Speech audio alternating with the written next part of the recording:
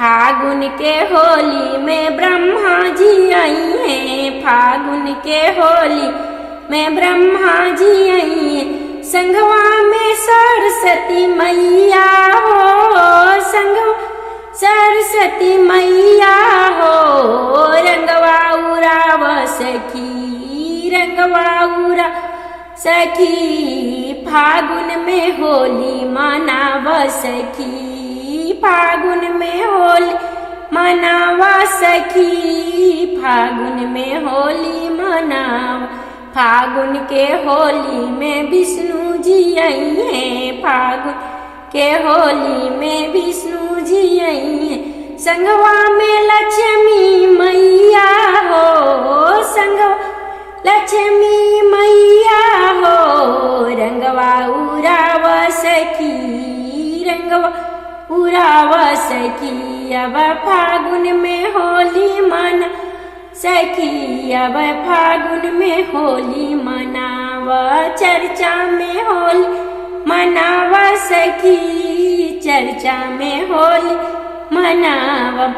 फागुन के होली में राम जी आई हैं। फागुन के होली में राम जी आई है।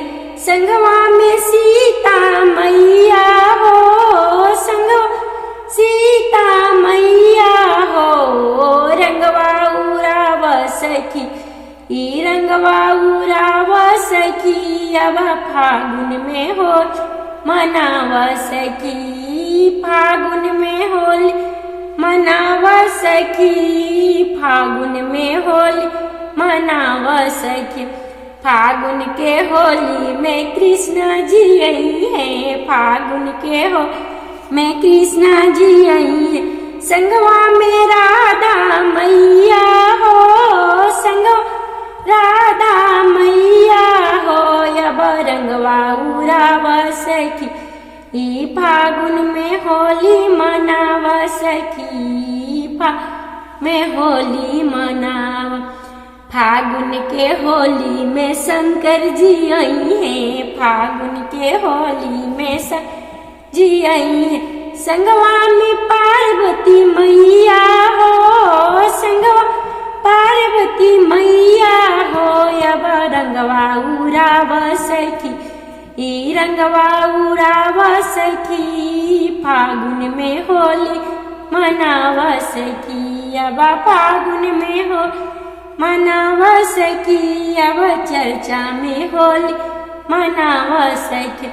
फागुन के होली में सखियन सब आई हैं। फागुन के में सखियन सब आई।